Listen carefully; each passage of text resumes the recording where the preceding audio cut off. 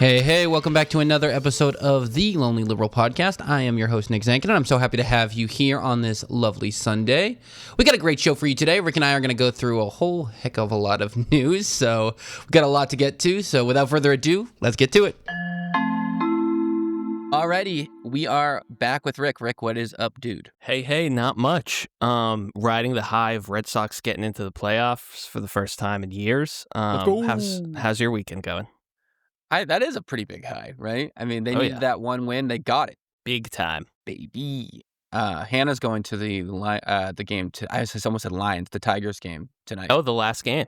Yeah. Nice. Yeah, it's at 3, I think. It's like a midday game. Yeah. I like how baseball throws in those kind of mid-game days. I like it too. They're debating lessening the amount of games in the season for the first time in like 40 years because 162 is so many games. So they're talking about in the future cutting it back, but I like it. It's the one sport that's on like 6 days a week for 6 months. Yeah, it's so funny. I feel like I've never heard more people talk about baseball in a long time. I feel like it's been the most like in the buzz that I've heard in a long while. Like I feel like baseball really had a dip, and I feel like it's kind of on the up and up. Yeah, agreed. And players are hitting a ton of home runs, like the most since the steroid era, which seems suspicious to me, but people are just not questioning it and loving it, so I'm enjoying it. The steroid era was so good. Yeah. It really was awesome. Who was your favorite baseball player growing up? My absolute favorite growing up was Nomar Garciaparra, of course. Oh, yeah. Of course, yeah. But I mean, he got traded in 2004, the year that the Red Sox finally won, when I was 10 or 11. The curse of Nomar got broken. So, yeah, him and Pedro had to be up there. How about you? Yeah, Pedro, Manny, for sure. My favorite non-Red Sox player was Vladimir Guerrero. I don't know. Oh, he's great. I love the no gloves. He was awesome. His son is really good now, too. Yeah, the Guerrero legacy. And he had the cool Montreal Expos when they had the really cool logo, too. So that was awesome. Yeah. But baseball cards are kind of back. Cards in general.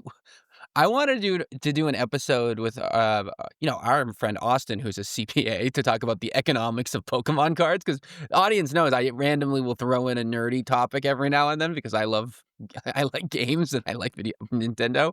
But baseball cards and football cards are kind of having a renaissance too. It's crazy. And I think that kind of is helping the popularity of the sport. Yeah, I agree. Because that was our whole life, baseball cards. Trading. Awesome. What's so interesting though is because I was looking at my old collection. I remember thinking like the jersey cards and the baseball cards and those ones would be like the most valuable. And those are the ones I kept they were like the nuclear codes like locked away in a safe. Right. And they're not the most valuable at all. It's all rookies. Yeah.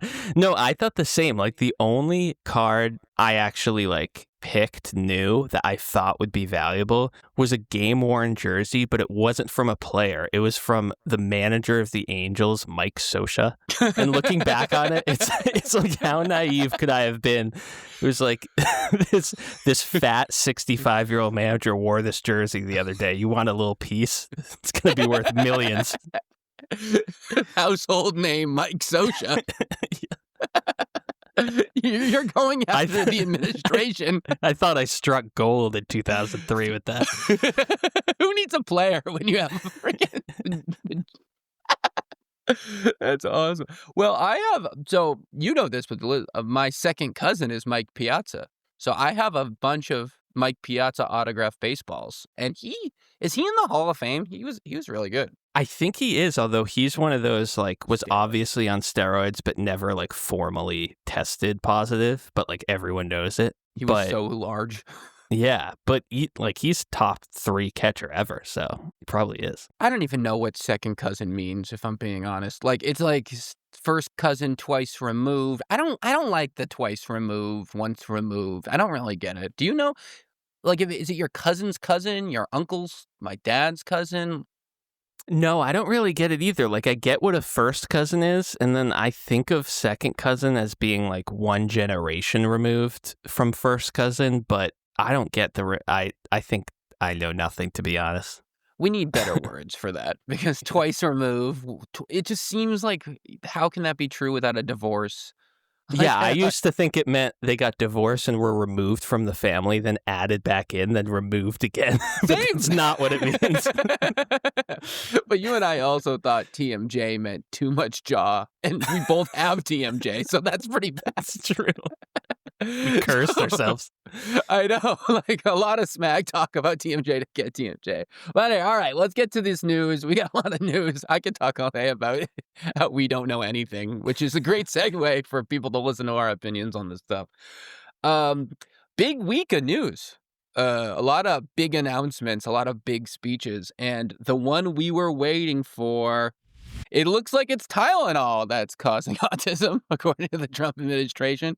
Interesting, when autism was diagnosed before Tylenol ever was invented, and everywhere around the world has it. And I'm sure the brand that makes Tylenol, the brand Tylenol, isn't so happy with all these claims getting around. But any thoughts from this original thought? We've got the clips, some lowlights from the announcement. Should we actually play that first before we launch? Yeah, let's hear it. So here we go. This is from the announcement from the president himself just a few days ago. First, effective immediately, the FDA will be notifying physicians that the use of well, let's see how we say that. Acetaminophen. Is that okay? Which is basically commonly known as Tylenol during pregnancy, can be associated with a very increased risk of autism. So taking Tylenol is not good. All right, I'll say it. It's not good. Nothing bad can happen. It can only good happen. But with Tylenol, don't take it. Don't take it. And if you can't live, if your fever is so bad, you have to take one because there's no alternative to that. Sadly, first question, what can you take instead? It's actually, there's not an alternative to that. My God. And as you know, other of the medicines are absolutely proven bad. I mean, they've been proven bad with the aspirins and the Advils and others, right? And they've been proven bad. Well, Did he have a stroke during that? Dude, he needs to lay off the Tylenol, apparently. I mean, What did he say? Good happen or something? He said only good happen, nothing bad can. Let's play that one more time. I'll say it. It's not good. It can only good happen. I'll say it. It's not good. Nothing bad can happen. It can only good happen. Nothing bad can happen. Only good can happen. It can only good happen. Oh my God. It's a low light. It's a low light reel, to be fair to him. But it's rough. It's rough. Acetaminophen is a tough word to say, especially when you're telling the entire American public that it's the cause of autism. Which, by the way, they created an arbitrary deadline for themselves to just announce something. Like, it's not like that it had to be announced this week, you know? Right. And like we talked about this like a month ago when there was a leak that like the upcoming report was likely going to include a link between Tylenol and autism. But that report, I feel like, suggested there was going to be more. Yeah, and then they couldn't come up with more. This was all they got. Well, and what's funny is that in his follow-up to Truth Social, Trump talked about vaccine schedules. Like, this is like how you should do the vaccines. And like, he didn't say don't have them, but like he basically commented on the schedule.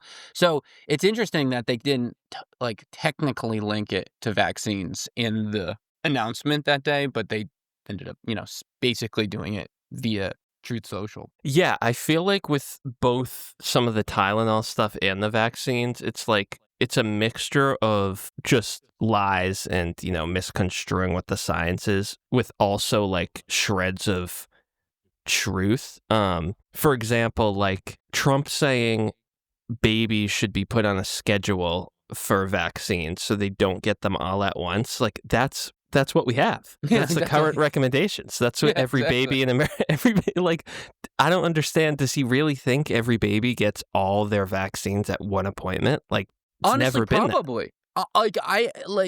Dude, I just think about and I know people get sick of hearing me say this and us say this, but like, Like, if Biden did this exact same press conference, people would be like, he needs to be walking to his own funeral home. Like, he needs to be put down. Like, people would be like, this is a sad, sad moment for an old man. How come Trump just gets these passes when he just blathers on like an absolute nut?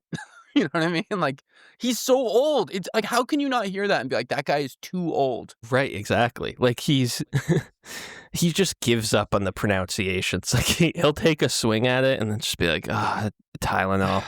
I can't do it. Tylenol. It's not good. It's bad. Nothing good can happen. Only bad can happen. And then like the only other significant thing other than saying Tylenol causes autism, which it does not, but is saying that pregnant mothers should take leucovorin, which is a form of folate, to potentially mitigate the risk. And he's saying that like it's this revolutionary new treatment.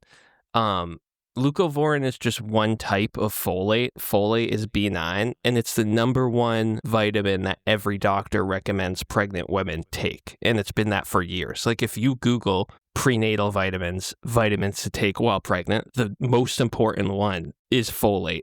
B9. Everyone's been doing that. I'm pretty sure my mom did that when I was like, this is not new knowledge. Like this has been known for decades, right? That folate is important during pregnancy. Right. So he's like mixing, and just like with the vaccine scheduling, like he's mixing existing recommendations that are already a thing and everyone should already know with obviously misconstruing a potential association between Tylenol and autism. So he's mixing like existing scientific like truths like that are accepted with kind of, his own bullshit analysis, I guess. And that's what RFK does to a T always. And it's what these, health people tend to do a lot of the time is they don't have a good understanding of correlation isn't causation type thing.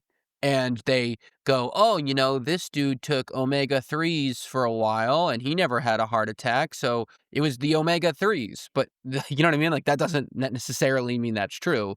And that's what it's another classic study that they're quoting. It's more of like one that's just like, oh, isn't this interesting that a lot of people who took Tylenol, either, their kid ended up having autism or if they took it when they're like, it's the same kind of idea. It's like an observational like kind of just noticing. It's not like the end all be all of the evidence, and that's always the case with supplements and a lot of this health stuff because you can't control for all the variables all of the time. That's why, the FDA studies are so rigorous because, it takes a long time to link something like, even if it seems like it's pretty obvious. Yeah. And Trump, just like RFK, like they're always going way further in their public speeches and remarks than what they're organized, than what the agency's recommendations actually are. Like, if you just listen to RFK, you would think that nobody should take the COVID vaccine. But if you look at the CDC recommendations, they're still recommending most people take the COVID vaccine, not just,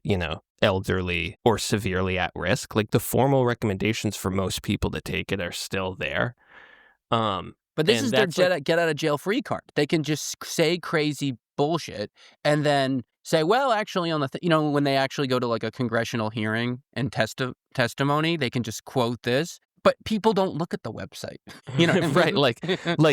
Like the FDA is saying they discovered a possible association between autism and acetaminophen that's unclear, but expectant mothers should consider it. And then Trump is going on Truth Social and saying, don't take it. Fight like hell not to take it. He's got to stop the fight like hell. It's so different than what his own agency is actually saying. They say this and he says... Not good. Nothing bad can happen. It can only good happen. But with Tylenol, don't take it. That's what he says. But, that doesn't seem like something I would take so seriously. But the sad part is, right, is that a lot of people will now not take Tylenol when they probably need to take it because they're having a fever during pregnancy or, major pain or whatnot. And a lot of people, including myself, are allergic to NSAIDs. So Tylenol is the only thing, I can take for pain. But of course, I'm not giving birth anytime soon. But, I'm sure there are many, many women out there who have the same condition as I do. So, yeah, it's just, I I wonder if it'll continue, or do you think this is going to be the end of the autism rhetoric? Probably the end, and because they can claim it as a win if they stop talking about it.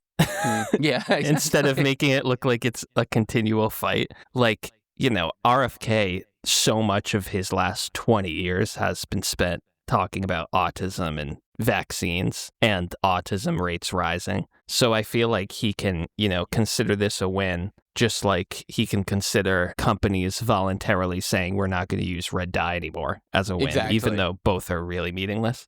Yeah. And one of my favorite things, he says it in the speech, I didn't clip it, but they love, both RFK and Trump, they love to say, and all these acts kind of things are always like, well, the Amish, they never take any pills or any vaccines, and they have no cases of autism. I'm like, dude, have you ever met someone who's Amish? They're all autistic. I mean, they're churning butter in 2025. I don't think you need a formal diagnosis, right? No. What are we talking? The Amish? That's who you're gonna point to?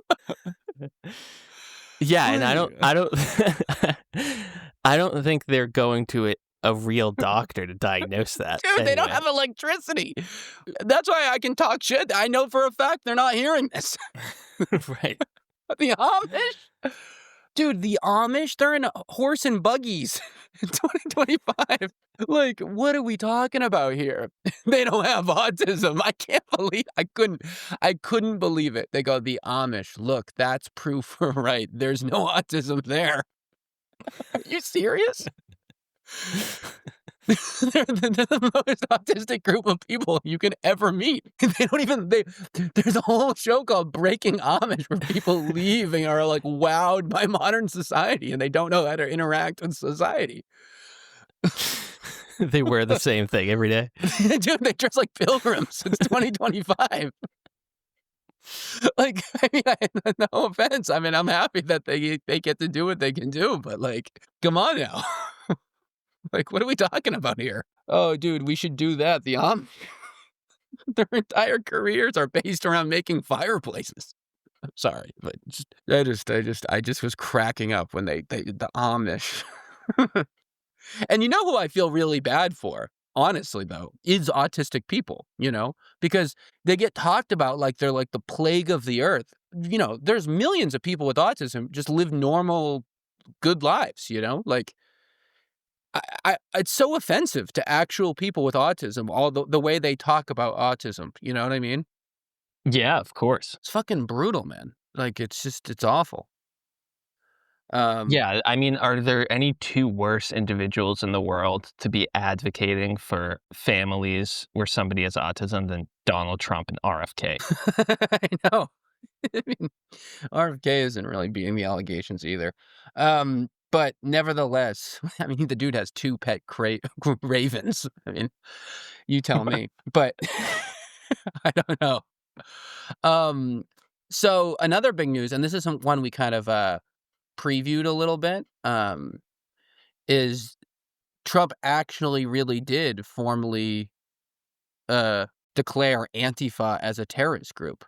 And this is wild on many, many just in so many levels, right?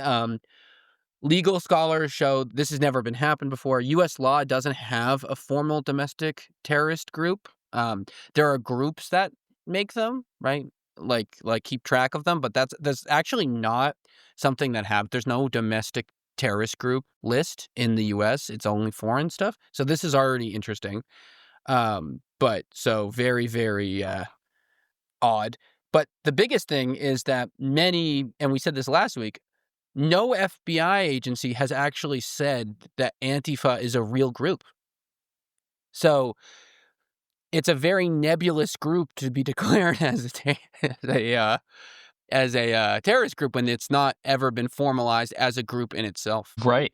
Yeah, I mean, that pretty much sums it up. Like, I mean, number one, Yeah, the two giant issues is one, it's not an organization. No. So number two, there's no domestic terror list. So I don't even know what to say. I mean, I feel like people assume there's a domestic terrorist list because there's a foreign terror list enforced. You know what I mean? Of course, Um, yeah. That's exactly what it is. 100%. right. Yeah.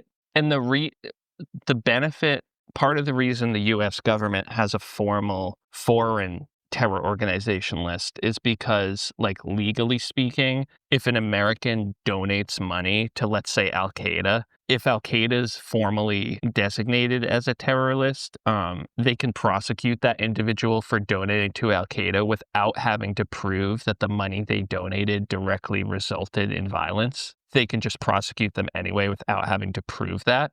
Hmm. Um, but there's no equivalent with domestic organizations because that would violate the First Amendment. So, like, for example, like, you can legally donate to a local chapter of the KKK.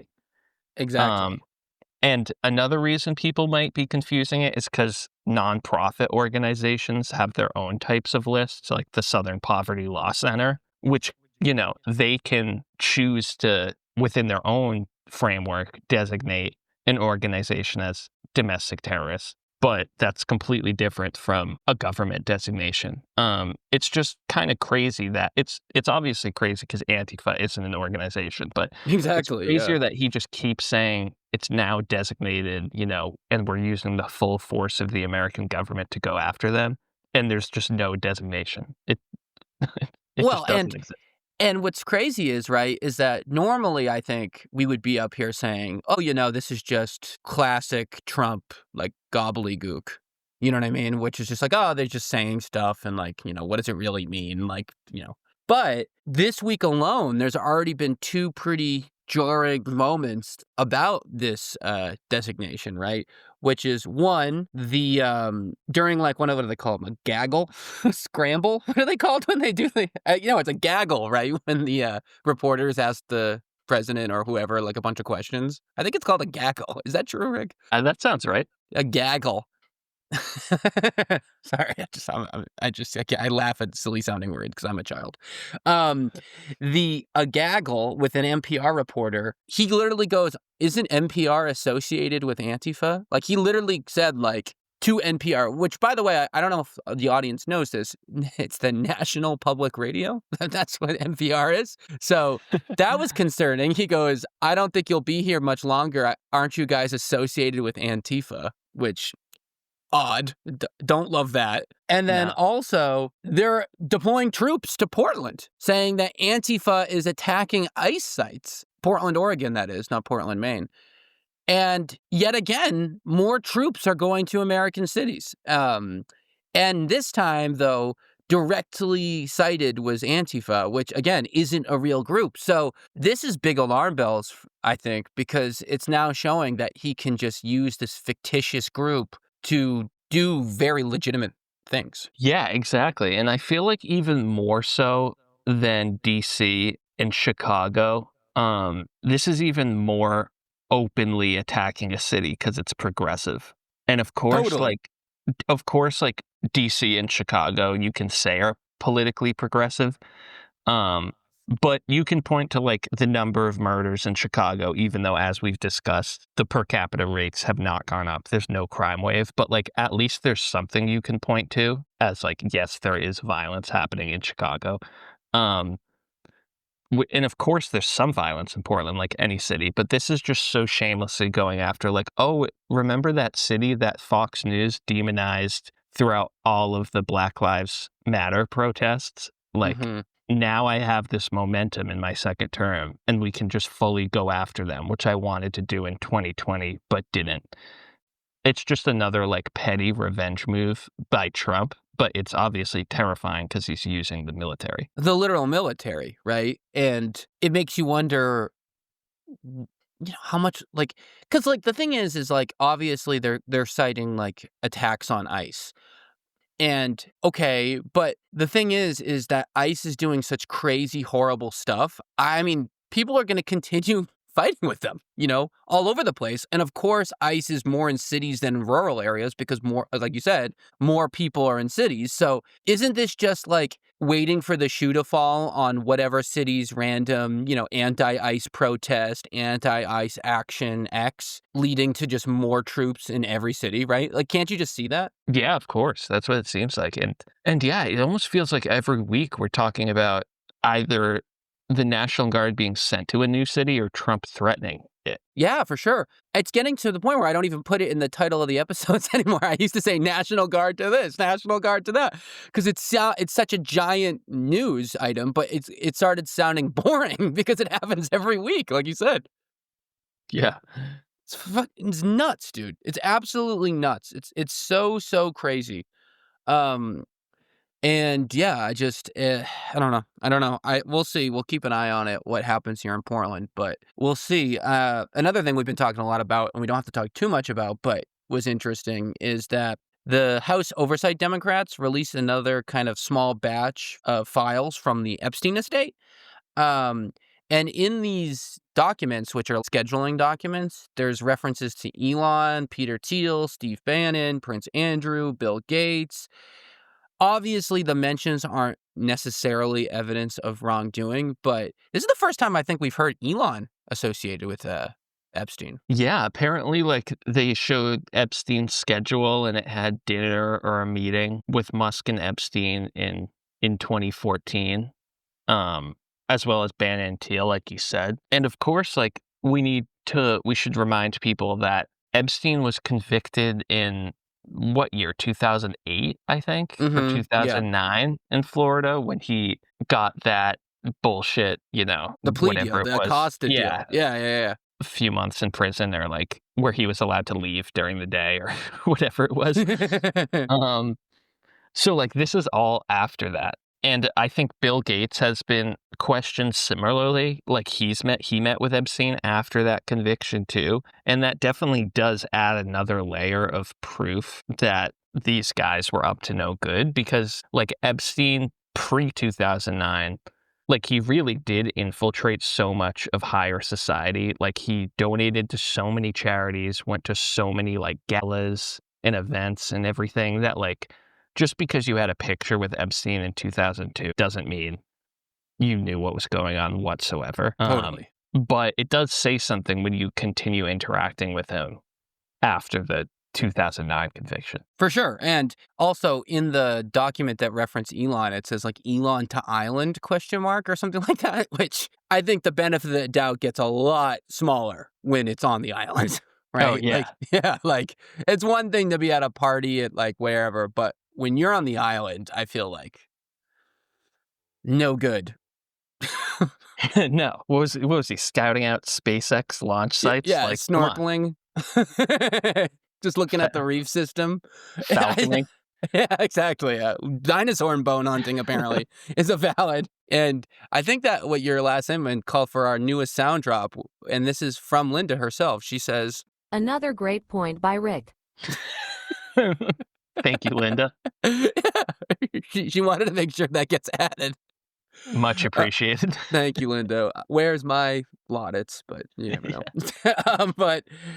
Yeah, I mean, I don't know. It's, again, people are going to say, what about Bill Clinton? What about Bill Gates? What about the... Hey, anyone there should go to jail, frankly. So, I don't care if Bill Gates has to go to jail for this. So be it. I don't care. I mean, I don't care if he's liberal. I don't care at all. It's awful what they're doing. Very big news this week. James Comey, the former FBI director, is indicted. There was worrying that he would be indicted in the beginning of the week, then he quickly was. The indictment is around alleging Comey lied to Congress in 2020 about authorizing an FBI official to speak to the media. It's interesting because James Comey now has just been in the news for so long, because this all really started with the emails and Hillary, and honestly, Comey kind of sealing the election for Trump with that. So it's interesting that now he's an enemy of Trump when he really was a big helper for Trump. Yeah, totally. And it's kind of like unclear what the indictment is about and if it will go anywhere. I read some things that it's unlikely to go anywhere, to be honest. Good. But but yeah, like people remember Comey leading the FBI a couple days before the 2016 election, basically released a statement saying the investigation to Hillary's emails is still ongoing. There's still new information to come out. And that made the crucial last 2 days of the election coverage being back about Hillary's emails. And then, of Exactly. course, you have Trump, losing the popular vote, but winning a narrow electoral vote. So it is kind of insane. Like you could argue Comey, as far as nonpartisans go, like was the single biggest factor in moving the Yeah, election to for Trump. sure. I Yeah. totally think so. And Yeah, now yeah, he's yeah. enemy number one just because he had a role in investigating the Russia-Trump link as well.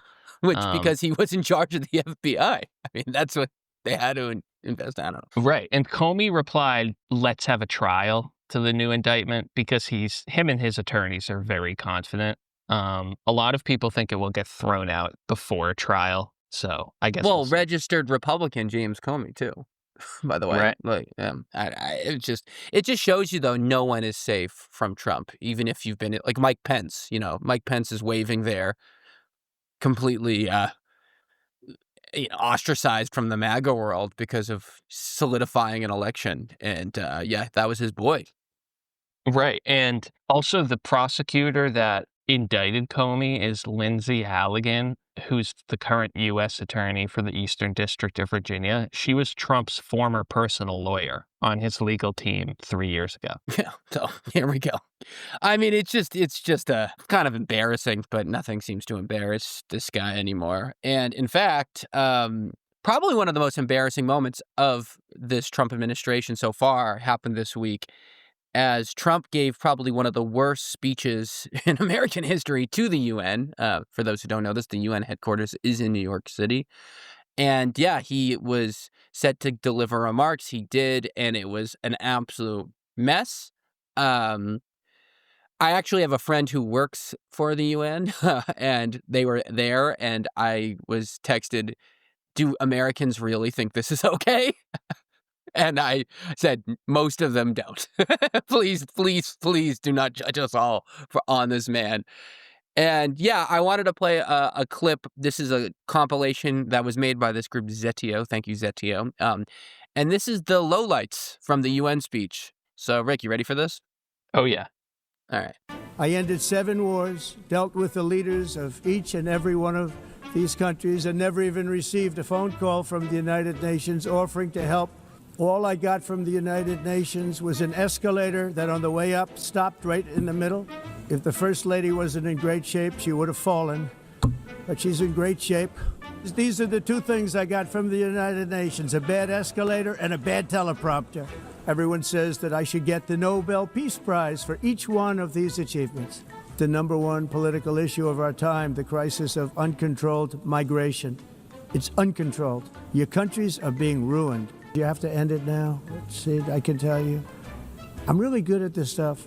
Your countries are going to hell. I look at London, where you have a terrible mayor, terrible, terrible mayor.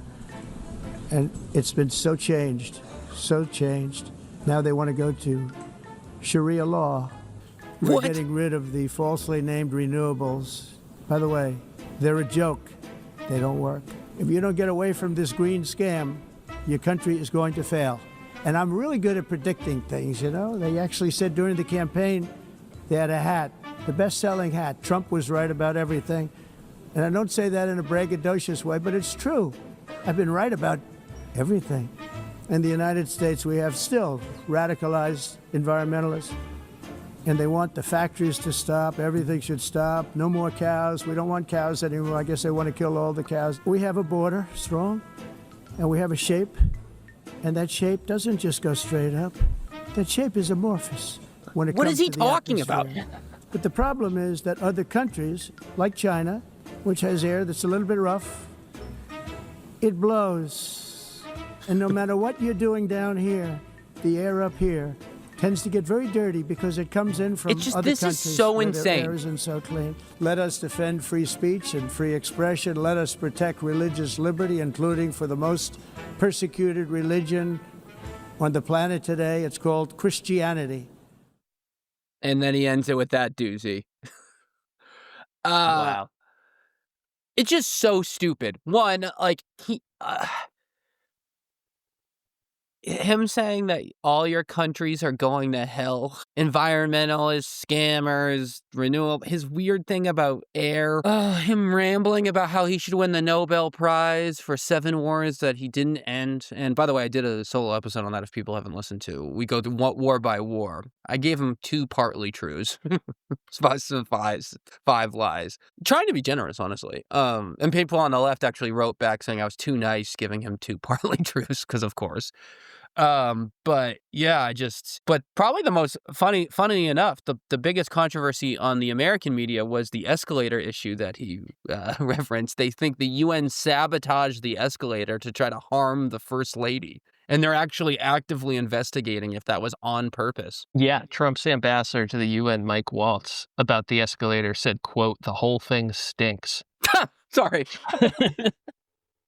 It's just unbelievable that that's what they take out of this. It's so crazy. And bringing up they're moving to Sharia law, that was a right-wing fake scandal 15 years ago. Literally 15 years ago was the last time. Oh my God.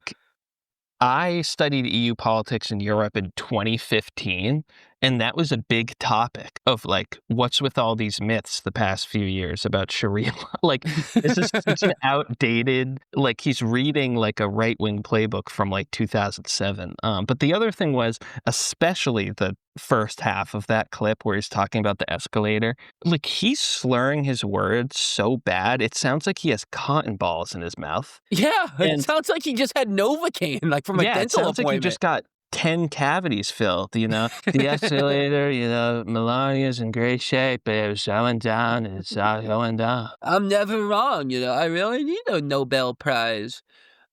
A Nobel. He does that too. He goes, a Nobel Peace Prize. No, and it's free association. Nobel, I once knew a guy named Johnny Noble. That guy give you a hard time if you even looked at him the wrong way.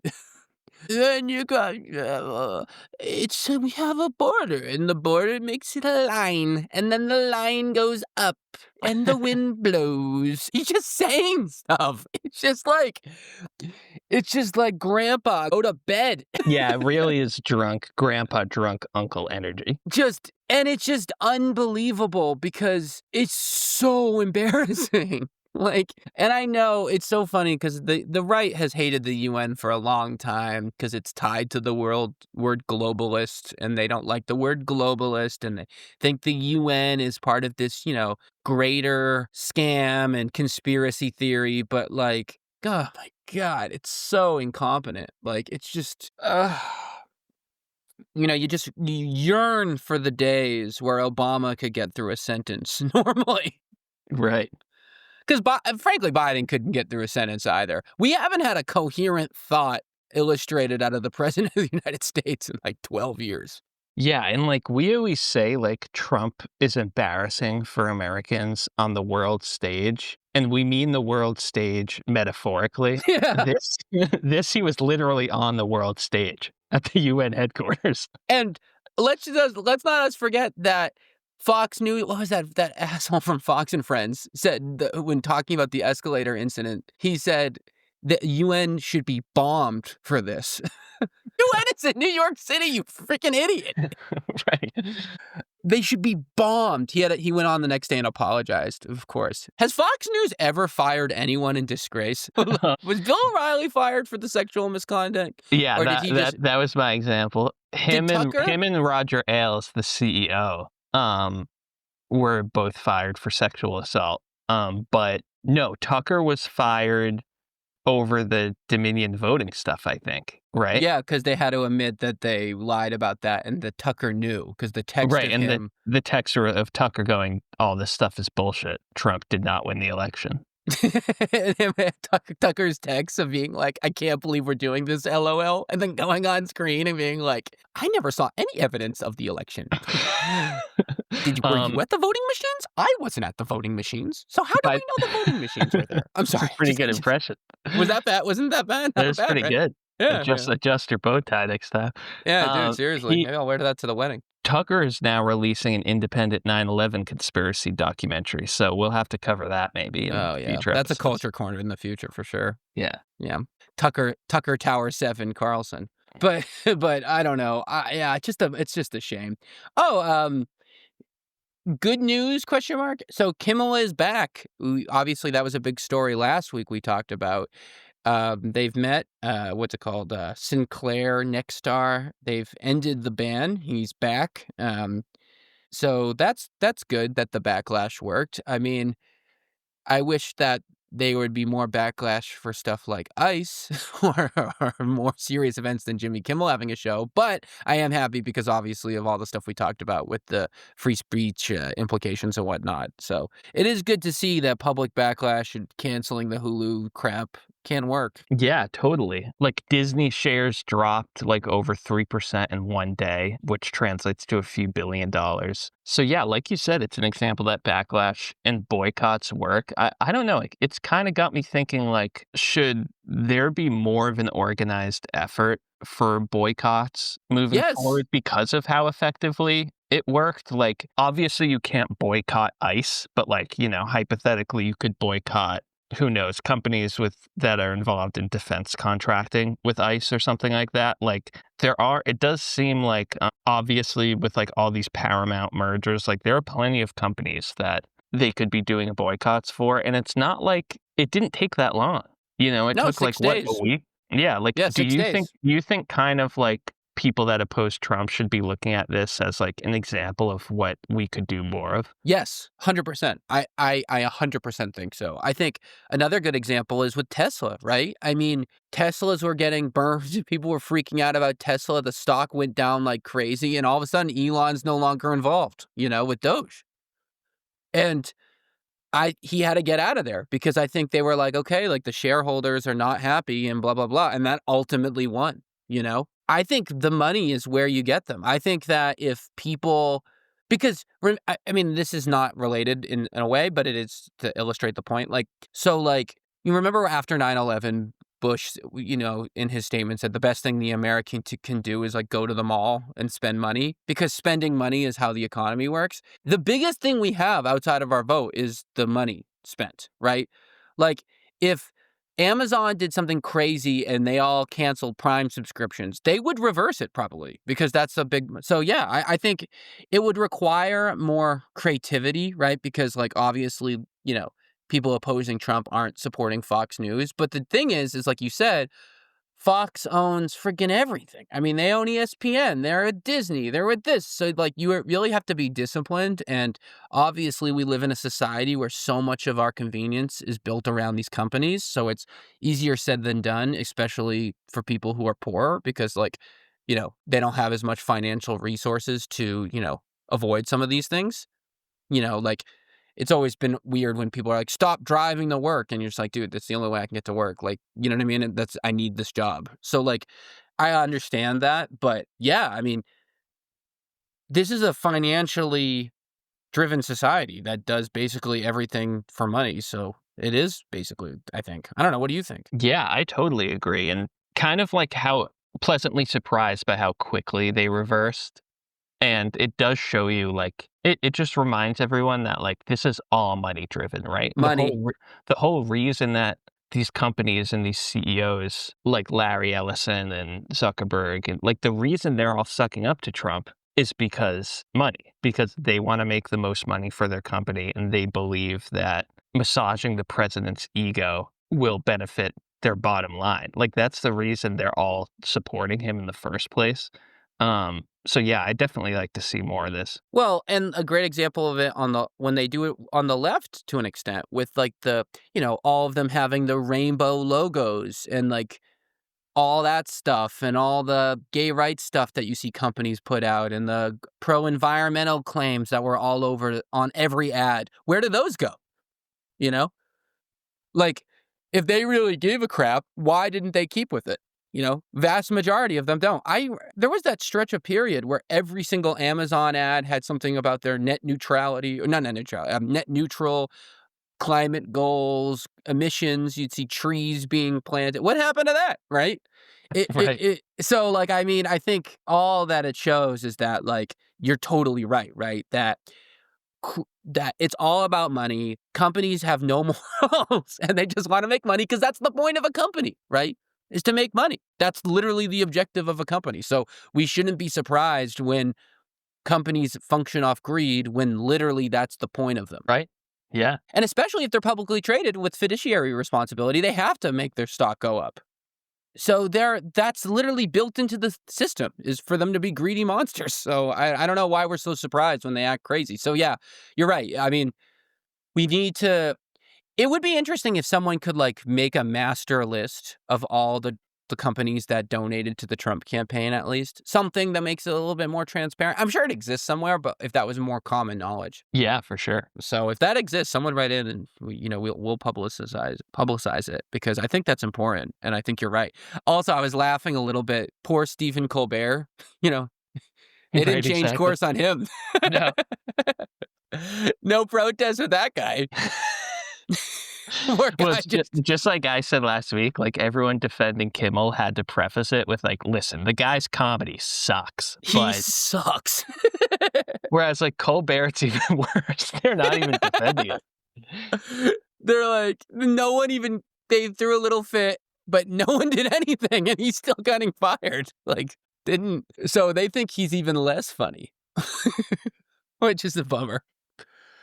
Oh, man. But speaking of financial donations, so TikTok, there's been this whole thing about, buying it from the Chinese government and blah, blah, blah. And we were talking about it last week, all these random kind of classic conservative donors that are kind of joining forces to, ultimately buy it. I just thought this was worth noting. The Murdochs have joined the chat. They're looking to get involved in investing in it. So this is basically kind of leading to the fact that if this goes through, TikTok will be like the biggest conservative media arm outside of Fox. Yeah, it's absolutely crazy. 94-year-old Rupert Murdoch still making moves. He's unstoppable. His son, Lachlan Murdoch, is now, I think, technically in charge as of very recently. There was actually like a fight within the family about who's taking over the empire, and Lachlan like recently won. Lachlan, Rupert wants Lachlan because Lachlan's just as right-wing as he is, but Rupert's other children aren't right-wing and think that Fox News has been terrible for society. So they were trying to get like wrest control. But Lachlan won. This was like in the news maybe a month ago or so. But I found this quote, which this is something. When talking about the group to take over, President Trump said this: "I hate to tell you this. A man named Lachlan is involved. You know who Lachlan is? That's a very unusual name. Lachlan Murdoch. Rupert is probably going to be in the group. I think they're going to be in the group. A couple of others. Very great people, very prominent people." I gotta say that I'm with Trump on that with the name Lachlan. Lachlan and Rupert are a funny duo. It's just, Trump is just such... When you start looking at his speeches like an open mic comedy set, it kind of changes things. Because it's really the free association and the joke bombing that somebody at an open... Like, he's talking about a TikTok, like, TikTok buyout. And he's just like, he sees the name Lachlan on the paper and he just looks up and goes, I hate to tell you this, Lachlan, a man named Lachlan is, can you believe this, people? Lachlan. Anyone laughing? Anyone? All right. No. What are you guys, Antifa? Wait, I didn't know we had Antifa in the crowd. Oh, it's literally, you're right. It's like a bad open micer doing bad crowd work. Look at that guy's shirt. You like that shirt? Come on. Yeah. Wear a What's better your shirt. name in the front right there? My name's Lachlan. Oh, Lachlan. Whoa. Where'd you come from? Whoa. It is like that. It is. Well, and that's what his entire rallies were always, right? They were always these kind of free thought, free association kind of thing. It's crazy. Yeah, dude. I don't know what's gonna happen though. with TikTok in the future, right? Like, because obviously when Elon bought Twitter and named it X, right? Like, Twitter got much more. First of all, the platform turned into absolute like vomit, just absolute disgust. It's just a bad platform. But also, it got very conservative, right? Like, I mean, that was like definitely you could feel the impacts from Musk. Could you see like TikTok doing that too? Yeah, for sure. Definitely. Um and it's not just the Murdochs. The biggest it's being led by Larry Ellison, who owns Oracle, and his son, David, who is the CEO of Paramount Skydance. Um and it's kind of terrifying because like Trump and his supporters talk about legacy media, aka mainstream media, so like New York Times, CNN, the media that's been around for a while, like they talk about that like it's controlled by like George Soros and a couple sketchy figures. But now this is like way worse than I think it's ever been. Like it's so much more concentrated, and you have MAGA supporters, like the same few guys, Ellison, Zuckerberg, Bezos, Musk, controlling both the legacy media like Fox News as well as the social media. Yeah, So Washington yeah. Post, like with Bezos. Well, yeah, for sure. And isn't it like Rick? The irony of this is not lost on me in the sense that like it's so funny. They wanted to ban TikTok because they said it was tied to the CCP and it was a Chinese sponsored media platform. And now they're turning it into an American sponsored media platform. Like, isn't this crazy? Like, it's becoming the thing that it said it was against, literally. Like just a Right. different colored version. It's so like the unbelievable like irony of it like how similar the US is becoming to China in that way. Like state-sponsored media, state-sponsored control. It's not literally state-sponsored, but it is effectively as state-sponsored as it could get, having the president of the United States negotiate this deal with his best friends owning this giant media company. Yeah, exactly. And just like what you said with Musk, what he did to Twitter, like they can do it with TikTok, where like very small changes in algorithms can have, crazy unforeseen consequences downstream when you're talking about hundreds of millions of people using an app. Like even if 1% of them are more likely to see vaccine conspiracies than they were before, like that can like result in actual harm and like actual like consequences in elections. For sure. I mean, look at Facebook's influence with the 2016 with the Russian bots too, and yeah. We should do a whole episode about this. To be honest, we could talk all day. So really quick, I saw this circulating around social media, so I thought it was worth saying. There's been this claim that 1,200 immigrants from Alligator Alcatraz are missing. Obviously, this Alligator Alcatraz, this sadly named holding area that Florida was going to do that ended up getting canceled. This is actually not true. Snopes did a deep dive on it. They're not missing. Like they're just getting moved around. So if you see that online, fake news. Fake news as by Nick and Rick. Fake news. That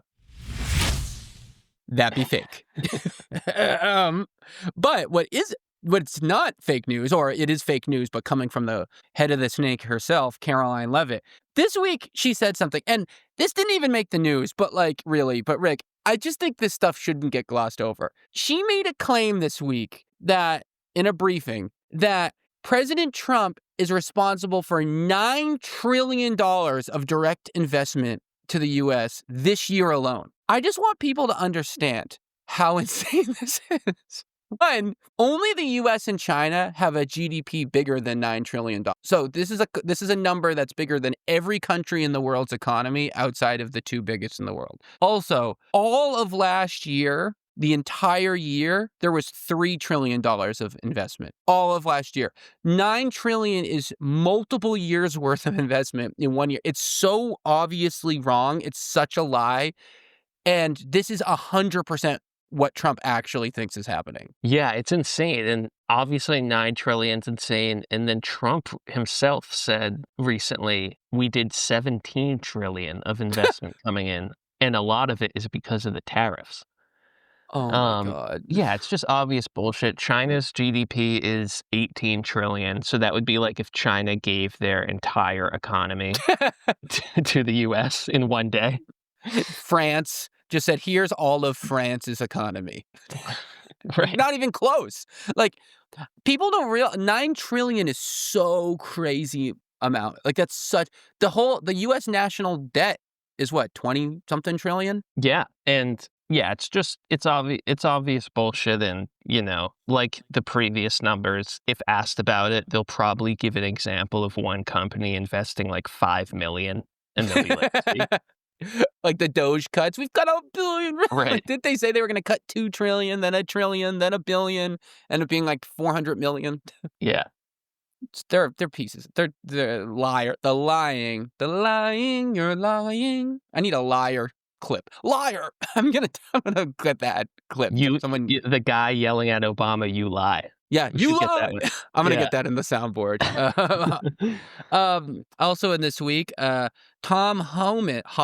Do you know how to say it? Homan? Homan, I think. I don't know. Homan? Jesus Christ. I could go full Trump. Homan. Can you believe this? Homan on this, home on the range. Just say stuff that sounds like Homan. He, obviously, the border czar. There is recordings from the Judiciary Democrat saying that FBI has recordings of Homan accepting a bag of cash of $50,000. Reuters also reported this. Homan doesn't deny taking the bag of cash, but he says there's nothing wrong with him taking the bag of cash. And that's basically the position of the White House. Yeah, it's insane and like comical because it's so dumb and so out in the open. But like that's Trump's this whole term. Like he has foreign leaders gifting him plaques of gold in the White House while negotiating trade pacts. Like, it's so unbelievably out in the open that I can't really understand not having a problem with it, other than I guess you can say maybe his supporters believe that old saying, like, the devil you know is better than the devil you don't know. Exactly. I guess. I don't know. Well, we talked about it on one of our earliest shows, was when he had Trump signed the executive order saying that the U.S. like removing that, like there used to be a law that said the U.S. officials couldn't take bribes, and he got rid of that. And because he said we were playing by unfair rules because everyone's taking bribes, so we should also take bribes. So I think that might be helping him here, that he got to take the bribe, because that's now technically not illegal. Right. So, yeah. Also, Tom Homan, also a author and contributor to Project 2025. And also, he got the unbelievably ridiculous title of Border Czar. I can't believe that these are real titles. The Czar, that they call people czars of things. Right. Why? When did that start? Like, why is that a thing? Let's take this old Russian king name and use it for you're in charge of this topic. I remember it blowing up during Obama's first term, where like Fox News would run with the headlines about all of Obama's czars because they were trying to make Obama seem like a communist, and czar sounds vaguely communist. Yeah, for sure. I think that's probably. But now Trump is kind of reclaiming it as a good thing. Well, didn't they call Kamala the border czar when they were attacking her during the election? So Ted Cruz was in the news this week. Yeah, interesting. He's the chair of the Commerce Committee, which I did not know, where he urged Trump to back raising the retirement age for commercial pilots from 65 to 67. And, you got to admit, right? We've always said, what we need to do is make our pilots older. I want more people past the age of retirement flying commercial jetliners. That's a good idea. So I see nothing wrong with this. Yeah, well, we'll see what happens. I kind of want to know what the comedian Nathan Fielder thinks about this, because he's kind of become an expert in aviation safety. So Pilot Fielder. Yes. Miracle over the Mojave. Exactly. So I don't know. I'm curious what he thinks. But it's not as bad as ICE removing the age requirement from 40 and just saying, you know what, anybody can join. That was way worse.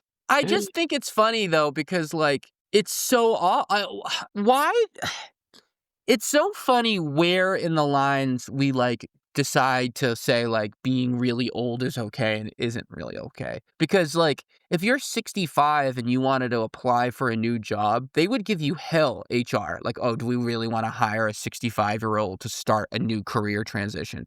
But, like, we're like, "We want the oldest flying our planes." Like, it's just I don't know. Right, and Cruz's official statement about it said, America should lead on the international stage in support of raising or even abolishing the pilot retirement age. And those two things, going from 65 to 67 versus abolishing, are so So drastically we're gonna have, different. like, 80-year-olds flying planes. Now, they can't drive. 95. Yeah. What? Go higher. The number just got higher, 99. Let's throw Murdoch on a plane, fly him around. I mean, Rupee himself. I mean, it's just like, we're getting to the point now with how embarrassing this FAA and all this stuff is that, like, maybe it is okay to clap when a plane lands on the plane. Yeah. Maybe we should be applauding again. I used to think that was cringy. Maybe we need to bring that back. It's a good point. Good work out there. Me on the next Delta. Let's go! Come on, people. Good work out there. It's ridiculous. And then lastly, speaking of flights, Trump has called to declassify some pretty important files. And, you know, people at home, the Epstein files? I know he did MLK. Maybe I know he did JFK. Maybe it's Epstein. Nope. It's Amelia Earhart. Everyone in the public, you know, has been clamoring for the declassification of the Amelia Earhart records, because we need to know what's going on with that. Yeah, I predict nothing will come out in the files. Like we heard Oh, before. really? Oh, I think potentially she crashed. Yeah. In a shock of shocks, Amelia Earhart probably crashed. No, she actually moved in with a, you know, local tribe in a random island. She's still alive. She's 120 and she's flying planes. She actually works for Yeah. United. She's at Newark right now, about to take off. I don't know, dude. I just, what is wrong with this country? Yeah, just yet. I mean, it doesn't have to be said, but yet another ridiculous distraction. Yeah, exactly. So yeah, that's it with the news. What was I gonna say? We have a last question from, and when, you know, people write in like their names and stuff like that, or they don't, and it's just a weird email. Talk about, what was his name? Leland or Lackland? Talk about a name that made my eyebrows raise. Roger. If Roger's listening, I don't know when I read this, I thought this is a fake name. Roger writes in. And they're always from these random Midwestern states that make us think that I'm getting punked live. Yeah. Roger from Iowa. Just sounds fake. He asked us a question, and it's very specific, but like it's saying, like, basically it's saying, out of the new generation of pop singers, who's our favorite up and coming pop star? Wow, wasn't expecting that. No, neither was I. And I wonder why that was on top of mind for Roger over in Iowa. But yeah, I don't know. They want to know, Rick. So, Rick, who's your favorite up and coming pop star? Or I guess I'll count, they've already, you know, they could be already established, but you know, I was going to kind of in say, that like, newer generation. I don't know if I can name any up and coming. Like, Black I can name Sabbath. young. You're like, all I listen to is Zeppelin and fucking Aerosmith. I only like hard. You only listen to Haley's Comment on repeat. Stain. Yeah, I don't know. Well, you like Billie Eilish, right? I was gonna. Yeah, Billie Eilish or like Olivia Rodrigo, I guess, of like young, huge pop stars. Now, obviously, I wouldn't say they're up and coming, like they're established now, but maybe continuing to get more famous, you could say. Yeah, I'd say their story isn't over, right? And I don't think they're gonna get the 29 rule. I think they'll make it. I like Dua. I mean, Dua Lipa also very established. Oh yeah, but she's great. We both love Dua. Have you listened to Tate McRae at all? She's kind of up and coming. No. She's like a kind of a new age Britney Spears, like not very good singer, but very entertaining and sings like those styled songs. They're catchy. She's a great dancer, but her music's good. Yeah, I was going to ask you, though, I had a question for you that I was thinking about because someone asked me this week, and I was curious what you thought. Who is would you say, who you listen, like the most embarrassing artist that you listen to a lot? Oh, it's obvious. It's very. I don't even have to think about it. It's the Red Hot Chili Peppers, which is which is my favorite band. But I was thinking about, for the Culture Corner one of these weeks, talking about the most made fun of or memed bands in rock and roll history. Yeah. Obviously, Nickelback and Creed being at the top. But I've noticed the past few years, the Chili Peppers have really entered that conversation. Like, I would say they're in the top 10 of the most made fun of rock bands in the They U.S. can't catch a break, yeah. No, they can't. And it's all because of Anthony Kiedis. It's Anthony Kiedis. It has nothing to do with the amazing other members of the band. Exactly. It's solely on the It has to do singer. with the singer who hasn't been able to sing in 20 years. No. He rarely hits the right note. Yeah, so I still love them. They're probably my favorite band. They're the band that got me into rock music when I was like 12 or 13. But definitely of my top 10 favorite bands, easily the Chili Peppers are like the most made fun of, and you could say embarrassing. Because how about you? What do you think? Well, they would probably be the answer for me too. I probably don't listen to them as much as, well, definitely in high school. I listen to them like literally every day, all day long. So not nearly as much as I used to. I still listen to them, so they're definitely in there. And you're so right. They're like California, like some mocking of using California too much and singing about gibberish has just been absolutely murdered out there. They're just combine they get killed. California, sex and drugs, and gibberish, and then have it sung by 60-year-olds, and that's you might be too. Yeah, that would be one. It's not. I listen to a lot more like pop. Honestly, I could have said the Huntrix soundtrack from K-pop Demon Slayers would be up there. I've been listening to that a lot. the Hamilton soundtrack. Yeah, no, I mean, I think K-pop Demon Hunters is better than Hamilton. Yeah. You were not on the Hamilton train. I'm anti-Hamilton, which people are going to hate that. They're going to... It was controversial 10 years ago. Oh, yeah, I've been anti-Hamilton from the jump. I just don't think it's impressive. Oh, Hamilton, look at him go. Like, it's corny rap. I just don't understand.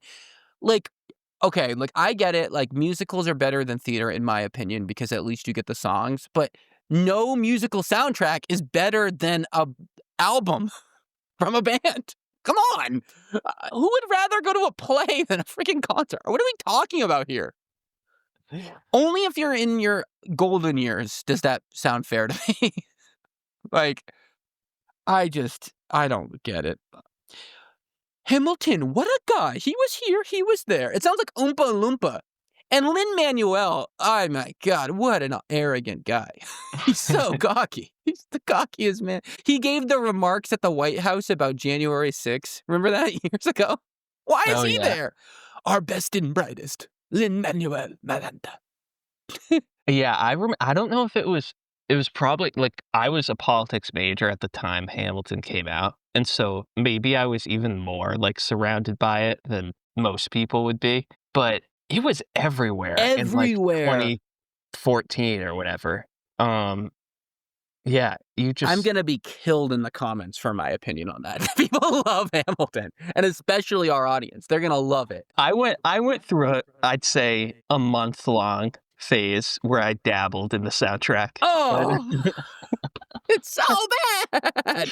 Dude, you don't like the Aaron Burr freestyle? Oh my God. It's so embarrassing.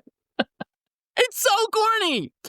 Like, it's so close to Eminem going, that's an awfully hot coffee pot. Should I dump it on Donald Trump? Probably not. Like, what's the difference? It's the same thing. Like, it's except they're in tights. I just don't like it. I like musicals more. I wish I did. I wish I liked theater. I wish I liked poetry more. I wish I did, because I know in society there's a lot of pressure to like this stuff. I wish I liked it, but I don't know. What's your favorite musical? And then we'll get out of here for the people. What's your favorite? Mine's Wicked. I like Wicked. Wicked would be my favorite musical. Ooh, I don't know. Well, in your upbringing, you must have listened to a bunch of musicals. I know my mom is a huge musical person. And I mean, I was lucky. When I was a kid, we would go to New York City with my grandparents like once every couple of years, and we would see a Broadway play. So I saw like Lion King on Broadway when I was young, which was awesome. Which, by the way, its soundtrack is from the movie, not from the musical, and that's probably why it's good, but nevertheless. Right.